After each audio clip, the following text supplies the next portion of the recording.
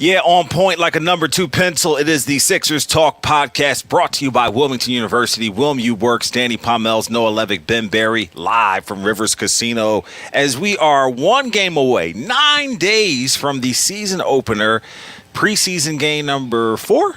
Yes, just 4 these days, yeah, and Atlanta Hawks Friday in South Philly. Indeed, yeah. Some of us on the beat were reminiscing to the days where they had 8 preseason games, which is just hard to fathom now. Right. I think 4 feels plenty sufficient. Yeah, I remember times dudes were playing preseason and they right before the opener, like right leading up, like days before the opener. But here we are as the things have been tampered down a bit, but that did not mean that wasn't a lot of excitement and energy in the building last night as the Sixers visited Ben Simmons and the Brooklyn Nets. And no Mikal Bridges, no James Harden, no Joel Embiid, no PJ Tucker, yada, yada, yada, yada.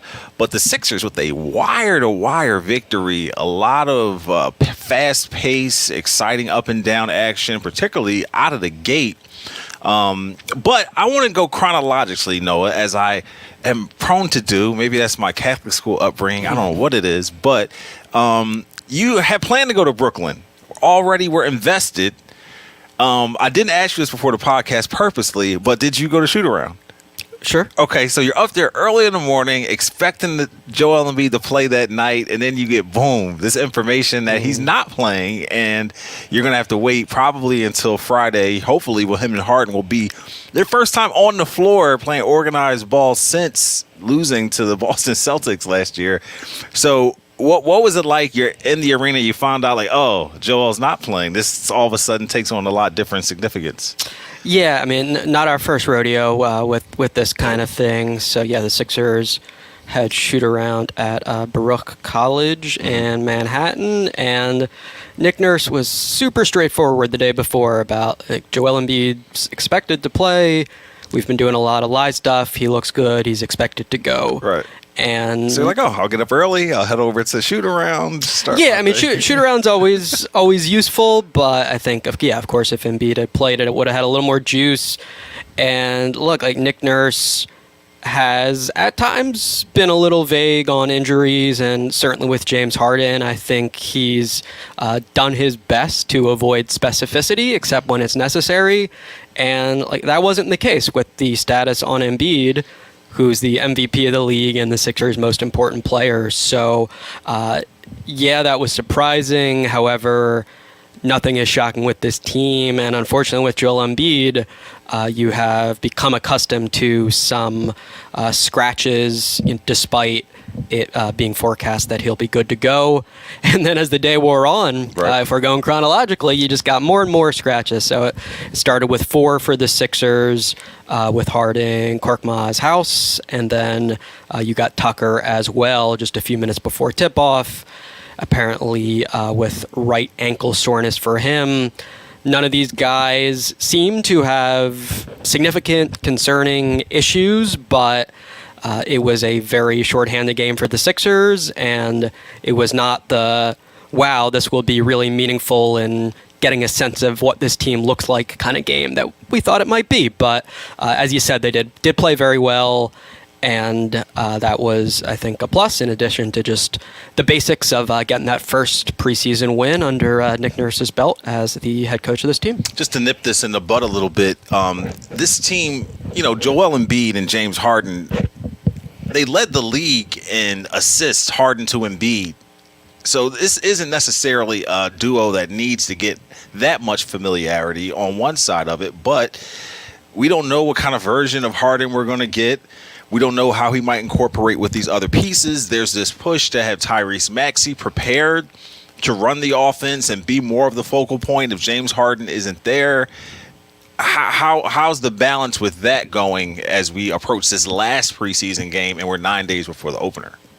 I mean, just as you're talking, I think, honestly, my mind goes to it's very, very uncertain, when James Harden will perhaps no longer be a Sixer. So I think you talk about those sort of big picture topics, and you kind of throw your hands up in the air to some extent. But no doubt Nick Nurse has been rather bold in publicly saying, I want Tyrese Maxey to be much more aggressive. I want him shooting at least 20 field goals a game. and that's going to be a process, and that might not always be natural for him. But the Sixers, I think, have had at least a lot of clarity with wanting Maxey to have zero hesitation about being a super attack-minded player. I think that works great when I look at the pace that they played with last night against Brooklyn. That's not the same pace they play with James Harden when he has the ball and is walking it up and maybe dominating it until like 12 seconds left in the shot clock or whatever. So it's just really interesting because, like, my eyes are like, oh, look at this. You know, Tobias Harris filling lanes, Melton and Maxey, you know, deflections and fast breaks and all that. But it's like, well, this is like, I don't want to say the antithesis because Harden is one of the most prolific scorers we've ever seen. So he can adapt his game, but it's not going to be like a seamless transition to me. I want to know if you're thinking along those same lines. Absolutely, but again, for many reasons, including the fact that like there are and have been ongoing trade negotiations and awkwardness revolving James Harden's status with the team. I do think, as I touched on a few times last year, he's probably a little underrated with his hit-ahead passes and how he juices the transition offense that way, and not like Ben Simmons as far as, you know, pushing pace with just pure speed, but I do think his passing can be beneficial to a transition offense.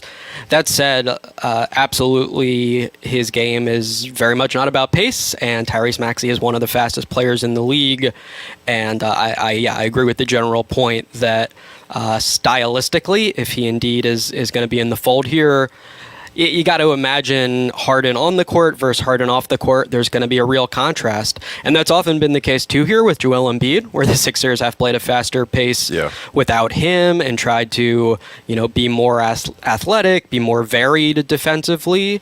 And I think some of those same principles will hold true. And honestly, again, if James Harden is in the mix here, the disparity might be a little more pronounced because you see there is a lot of potential here to force turnovers, to get rolling in transition, and to have a lot of exciting basketball with, you know, that young Maxey Melton backcourt with Kelly Oubre's athleticism and knack for scoring the ball. And yeah, I think James Harden remains the big question mark, and that is fair to have specific, you know, wonder about, you know, that area and where he will fit in the X's and O's game transition wise. Yeah, and you know, it's so fun to watch them get up and down the floor last night. And I got a little bit ahead of myself talking about the game action because I just wanted to make sure, you know, you finally heard from Nick Nurse pregame about Joel being under the weather, but nothing really to make of that necessarily, right? Yeah, it was a pretty simple update. It was at least an update of some kind, and that's about it. So, right, like, make of it what you will. Yeah, I mean, you know, we've done our best to like extract information from the sources that we can. Like Patrick Beverly in the morning said Embiid has looked great in the practices, but of course the team is cognizant of everyone ramping up for a long season ahead. And that seems to be the consensus, that he has looked good, but it's all been behind closed doors. And therefore, understandable if you're a Sixers fan with some believe it when I see it kind of mentality. But yeah, the line remains that he was sick, and you know, provided that dissipates sufficiently, should be good to go for the Friday game. On the extended picture of the health front, we haven't even mentioned Tyrese Maxey left this one with back spasms.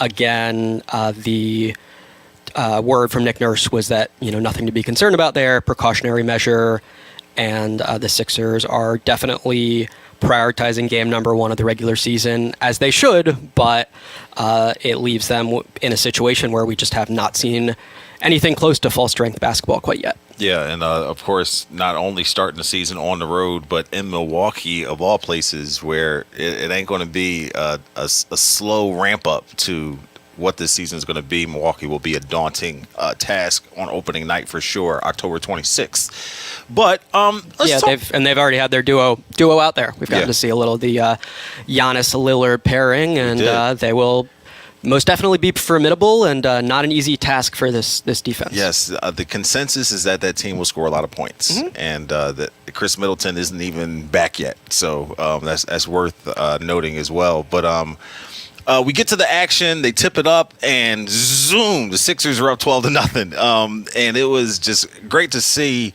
them filling lanes. It was actually great for me to see Ben Simmons out there. I mean, just some resemblance of what he used to be, even though he had 8 turnovers in this one. But that was partly due to the fact that Melton, Maxey, even that triumvirate of Melton, Maxey, and Harris.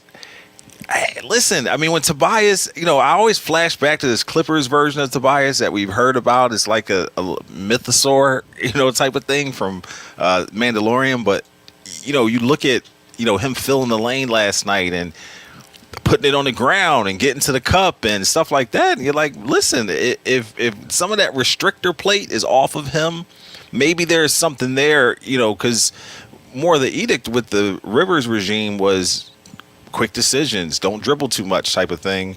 But last night when he's running the floor, he looks healthy, he looks quick in some aspects.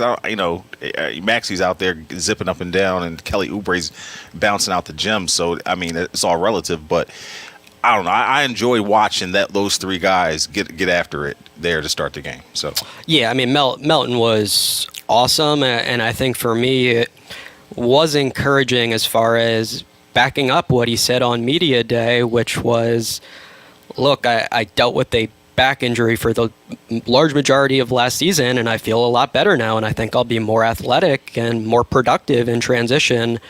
And it was a classic stat sheet stuffing game for him. Yeah. Easy to say. 15. Say it 5 times fast. Yeah, give it a shot. 15, 10, 8, and 4, I believe was the final line.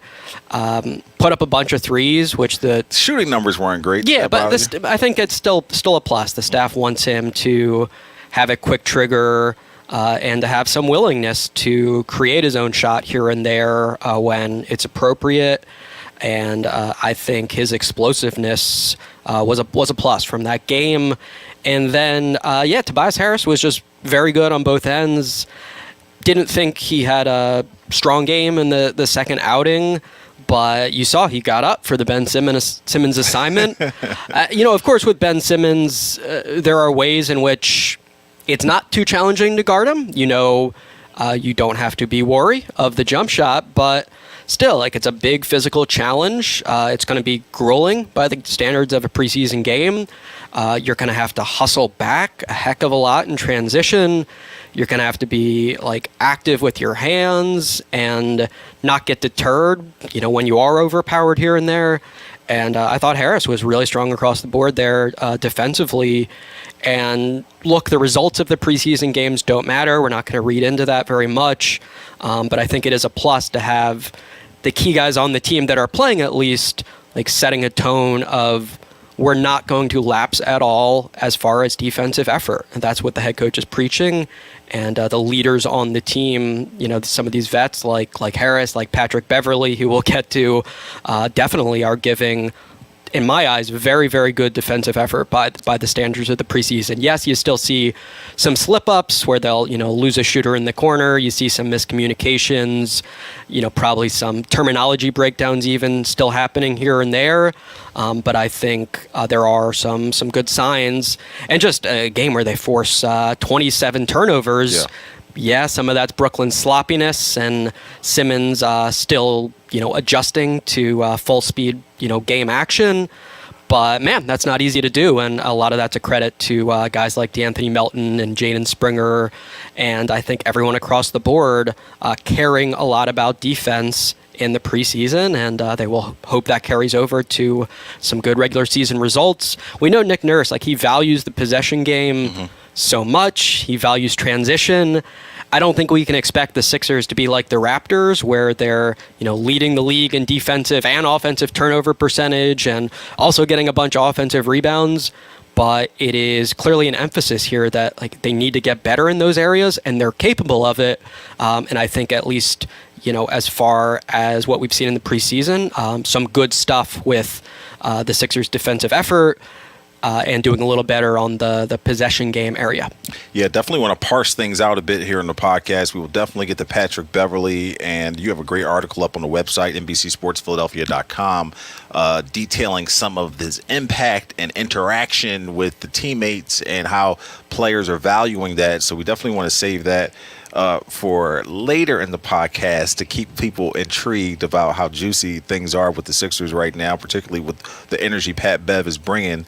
But I want to talk a little bit about this forward position and incorporate some Kelly Oubre discussion in there. But I want to mention to everyone to be sure to check out the Eagle Eye podcast, because the Birds just signed Julio Jones.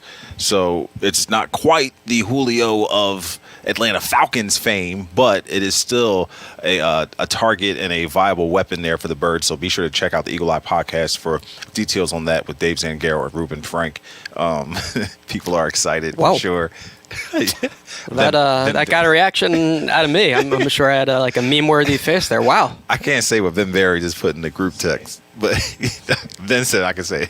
Ben said he's a corpse. He's a corpse, but people are a little excited. harsh. We will see. We will see. But yeah, that's a big name, and yeah, I guess it's 5-1 versus 5-1 coming up. Yeah, Miami Sunday night. Mm-hmm. Yes, will be fun. I'm actually off because I will be attending my daughter's friends and family weekend at college.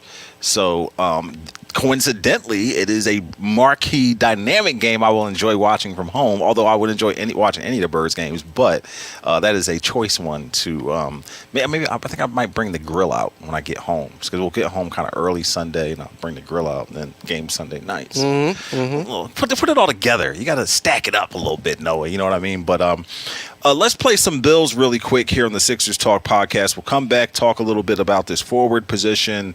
We'll talk a little bit about this Pat Bev impact as well. But, of course, we are brought to you by Wilmington University. Learn about Wilmington University's personalized academics in a caring community at its open house on Wednesday, October 18th. Details at wilmu.edu. That is tomorrow, October 18th. Be sure to check it out. Further details at wilmu.edu. We are here at Rivers Casino.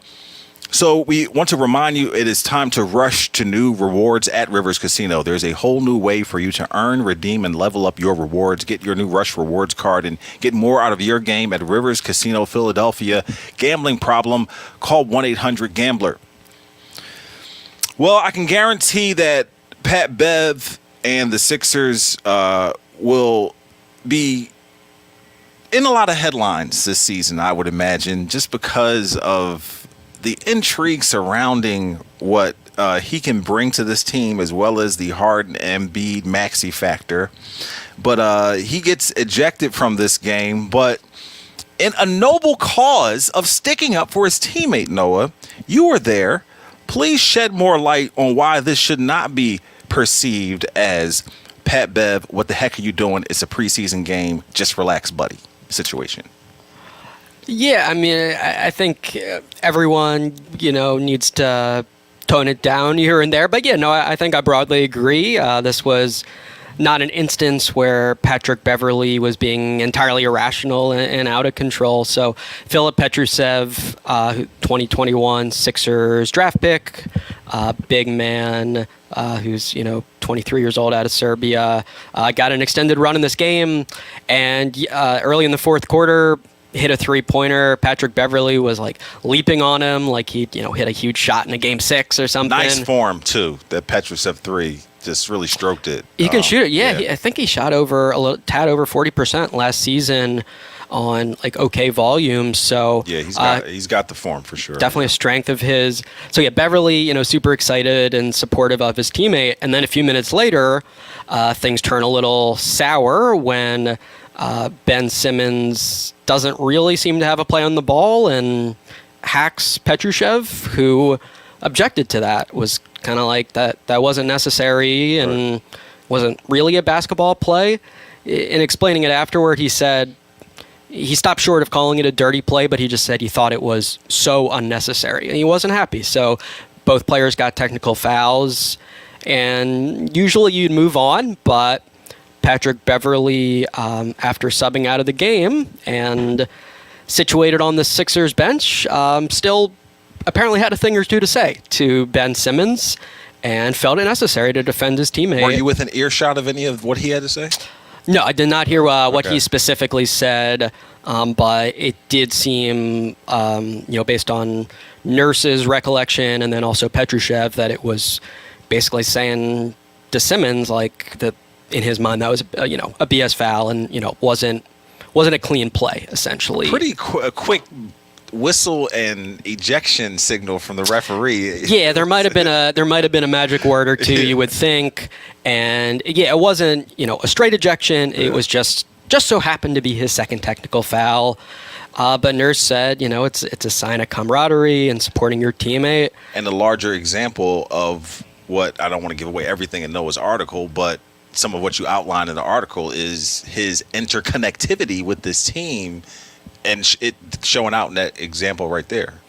Yeah, I mean, it definitely sounds like he's a guy who knows the NBA is a starter-driven league, but doesn't care just about pleasing the stars and being an asset to the stars. And you even see just in the little details of how he goes about his day, like he's fist bumping the security guys and the player development folks and trying to make everyone feel involved and important and that he has their back. And this was a very dramatic way to show it. So look, I think the reputation, not entirely unfairly, is that he's a guy who doesn't mind the spotlight and stirring up a little trouble and a little drama. I know he's been voted, one of the NBA's most active and best trash talkers, and I think all of that's notable and like assessing what he brings to the table. But yeah, so far the Sixers have been really pleased with behind the scenes stuff, and I think we saw a little of that come to the forefront. Where even though this is a teammate who does not have an NBA track record and isn't a big name, he takes it very personally when he thinks an opponent committed a hard foul on them. And yeah, I think from the standpoint of endearing yourself to Sixers fans, giving a little something back to Ben Simmons is probably kind of score you some points in that category. Yeah, and a lot of guys corroborating the fact that Beverly has just really been a positive force and really made an impact as far as his veteran presence in some instances.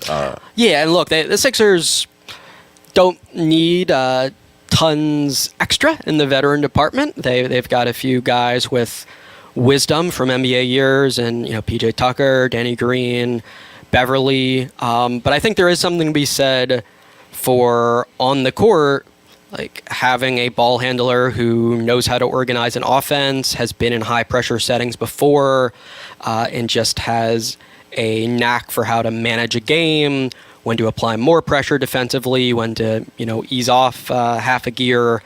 Because you look at this situation in a Hardenless world, there's not much experience for the Sixers with their ball handlers. There's DeAnthony Melton, who's really a combo guard.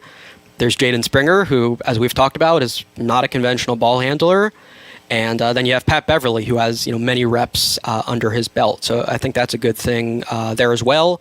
And it was really interesting, too, to hear him say at shoot-around, Jaden Springer reminds him a lot of himself. So I know we brought up that topic last podcast, just the notion of some of the similarities there. And Beverly very much sees it. And he said, I'm here, so I'm going to make it my duty to push him every day to be his best. And he thinks he can, be valuable in that department with mentoring a young guy who reminds him of a young Pat Bev. I think in the article, the word ox was used to describe Jaden Springer. Yeah, that was DeAnthony Melton last week. I just had to mention that. I thought it was so on point. Just the no nonsense power and just this real sturdiness to his game that isn't typical for young players in the league. And I think there's a physical side to it, but I also think there's just a relentlessness that is promising from Jaden Springer, who again had a positive game and continues to impress Nick Nurse and continues to look more likely in some way, shape, or form to be playing in meaningful regular season minutes for the Sixers early this regular season. He's been the revelation of the preseason thus far, no question. And another great night. I think he had 3 steals, He's now 5 for 6 from 3-point range. And Nick Nurse just said, geez, like what a good game he played again. So exactly what you want to have your coach thinking. And three stellar outings, I think, for Springer thus far. Oh, we might see the kid in the rotation at some point, maybe. Some point very soon, maybe. Yeah. All right. When I said ox, I don't know why I thought of Ben Barry. Kind of has that snout, that ox snout. He has that. The little. What is that thing here? My daughter has one of those. No, the piercing, the little piercing. Ben Barry kind of has that snout, But all right, got some scraps, some fight. Yeah. Anyway, so I'm watching the game. It's the second quarter. The whistle blows, and it's foul number 4 on Paul Reed. This is the second quarter. Mm-hmm. Philip Petrusev 4 fouls himself. Mm-hmm. Mo Bamba, not as prominent in the minutes department here. Tobias Harris, we're trying to push him maybe to be in maybe the 4-3 role, maybe not in the 4, the backup minutes behind the 4. What are we seeing here, and how is this playing out here with one preseason game to go with the 4 minutes with Bamba, Petrusev, Reed, and that rotation behind whoever's starting? Yeah, I mean, because there was a thought that maybe Reed might have a chance to break that starting lineup in some way, shape, or form. But yeah, Nurse hasn't kind of nailed down like this is going to be our starting 5 every game. He said we've got 6 guys who we feel are capable of starting, and it sounds like that means I don't want to start PJ Tucker. Sounds like he's going to remain in the mix, in addition to D'Anthony Melton, of course. So, yeah, to be seen on that front with the starters. Mm-hmm. At the 4, I don't. You make it sound like we shouldn't be focused there. That shouldn't even really matter. Oh, the lineups they use the most matter, and the starters are not unimportant, but I think Tucker playing 25 versus 21 minutes per game or something is not going to be what makes or breaks this team. So I'm initially inclined to wait and see there and not be critical off the bat if PJ Tucker continues to have a significant role. I think at the backup 4 there's not much uncertainty. As we've said, Harris is going to play a lot of 4 minutes with various lineups. Reed looks like he's probably going to do the same.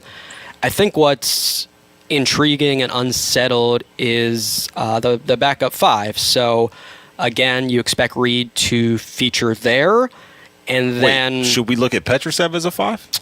I mean, that's where he was playing last night. So that's what he's been doing on this team. He did play mostly the 4 for his squad last year in Serbia, but Sixers have been using him at the 5, and as you said, he was the backup center in this game. I thought it was very very interesting that Mo Bamba got a demotion, and basically Nick Nurse said after the game there are multiple ongoing battles, and that is one. So however you want to view it, I think essentially it's the 3rd center spot, Petrusev versus Mo Bamba. And I think Petrusev, he struggled in that first half with the foul trouble. I don't think he's great strength-wise for an NBA big man. But you do see, as Nick Nurse said, he's got an innate feel for how to play. He's pretty sensible as a decision maker when he gets the ball. He can shoot it, so teams need to respect that to some degree. And he's got, I think, some sneaky toughness where he's kind of battle even with guys that are stronger than him, and he's got a lot of confidence in himself too. This is a player who was doing some really good things on the international stage in the FIBA World Cup. As I said in Summer League, I have some skepticism about is he athletic enough for the NBA, and at the 5 spot, is the lack of muscle going to be a disadvantage in some matchups? Is he going to be effective enough as a rim protector? But Nurse said he was decent last night, and I think I broadly agree. 4 fouls, not good, but your 3rd center is not going to be playing those sort of extended minutes. This was more an audition situation, and essentially Nurse saying this is an open competition, and Mo Bamba is, not guaranteed to be ahead of Petrushev in the Sixers pecking order. So that is the lay of the land, based on, I think, what we saw and heard last night. And, just like who makes the team and who gets minutes behind Embiid and just what the depth chart is there. I would say all of that is still to be seen and a little bit intriguing, just because Petrushev did some good things last night, including not backing down from that challenge with Ben Simmons. I think you like some of that scrap from a player who could be a little timid and could feel like he's just trying to prove he's worthy of being in the NBA. No, I think he fully believes he belongs here. So if some of those battles and decisions are to be made over the next 9 days before opening night, or whenever that last final roster has to be submitted, how should fans use those ideas and project that toward Friday's preseason game? Because how much of a dress rehearsal will that be for October 26th if Embiid and Harden both have not played to this point? You would expect to see them on the floor Friday, and then I guess some of these battles will continue to play out there when they're off the floor.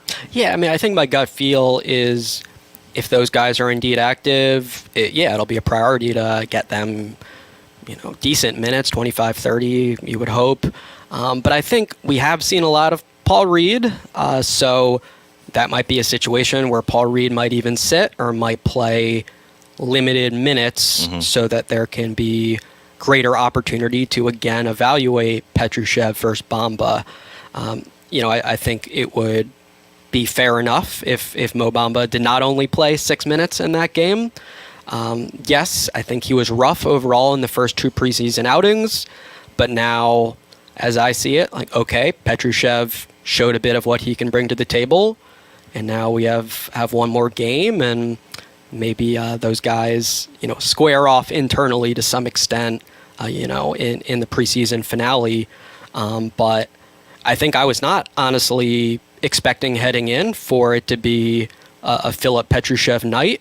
And you heard from Nick Nurse that they do see some positive qualities in him, and reading between the lines, don't love what Mo Bamba has done so far, or feel that Mo Bamba most definitely justifies a spot over Petrushev. So, as I said, I think the backup 4 stuff, as a fan, I don't think you need to fixate much there. I think they'll be okay with Harris playing a lot of 4 minutes, and as we've talked about a bunch, to be seen how Paul Reed does, juggling some 4 versus 5, and playing probably both front court positions. But yeah, Petrushev versus Bamba, I would highlight that as one to watch in the preseason finale. Obviously below whatever we get from Embiid, Harden, etc., but not unimportant. This team, had the injury to Montrezl Harrell. They've got Paul Reed stepping into a bigger role, and what else happens in terms of their big man is, it still matters. Yeah. It's still, I think, an interesting little subplot here. Well, let's just be really quick here. If Tucker is in the starting lineup, just for argument's sake, with Embiid, Harden, Maxey, and Harris, Reed, Oubre, Melton, Springer, Bamba, Petrushev, Korkmaz, and how far will we go past there? For the rotation? Or just, are we going 10 deep? Are we going 9 deep? How many guys do you think are going to be seeing Well, minutes? You definitely named a couple of guys there that I wouldn't think are locks. I wouldn't think either Bamba or Petrushev are locks for the rotation. Well, one of them has to be in a rotation, right? Or no? I don't think so. Okay. I think, provided Paul Reed is not in foul trouble and playing well, you can probably do okay with him as somewhat of an exclusive backup. So Reed, Oubre, Melton, that makes 8. Yeah, Danny Green's in the mix as well. Daniel House Jr. Should not be forgotten here. Mm-hmm. So that's 10. So yeah, Green and House. Yeah, look, Nick Nurse hasn't figured this out, but I think he's at least been clear that he thinks a lot of guys are capable of playing, and it's going to be somewhat matchup dependent. So yeah, at least from the jump, I would be surprised if we see anything less than a 9-man rotation. Would you put Springer in that rotation? I think probably, yeah. Ahead of Green and House, or? I mean, I wouldn't see them as competing with each other. As I said, I wouldn't be opposed to the idea of maybe you see what it looks like when Patrick Beverly is playing like 17 minutes and Jaden Springer's playing, I don't know, 10, and if he does well, more, that kind of thing. But yeah, I think Springer has gotten himself to a point where it would feel odd to start the regular season and suddenly he's not in this picture. But yeah, I don't think we're anywhere near a stage where we can like nail down the numbers to that extent. I think there's people still a lot of shouldn't be thinking Ricky Council is going to be sitting on the bench. Well, he'll be there. He won't be playing unless it's a blowout for sure. Yeah, I mean, I think there are some guys we know will not be in the rotation. Right. You know, all the youngsters, and yeah, and there's still competition, kind of in that 8 to 12, 13 pecking order area of the roster. Not to interrupt you, did we talk about the blue-white game? I don't think we. Have we mentioned that in the last? We haven't. I mean, okay. I'm not sure there's much to say. The fans seem to have a good time. It was fun to see the veterans. Just like to tie things in a bow. Sure, yeah. The last pod. Trying to hit on it all. I mean, the veterans had a good time coaching against each other. Harris versus Beverly, were the head coaches of the respective squads. Nurse actually said Beverly is interested in coaching once his career is over, which would be... Who couldn't see that? Yeah. That'd be fascinating. Yeah. But characteristically, he talked a little good-natured trash afterwards, said he drew up a bunch of good plays to get high-quality shots and that he outcoached Harris. But yeah, I think it was mostly just a showcase for the younger players who did look good. Ricky Council, the fourth, I think knocked down 3 or 4 threes, so that was a plus. Seems to be trending up there with his shooting.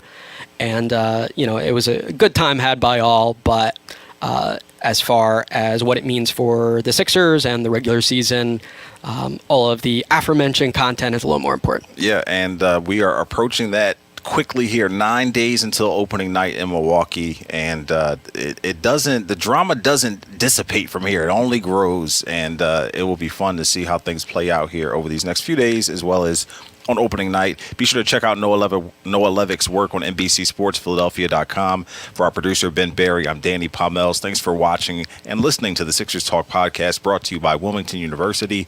WilMU works. We'll see you next time.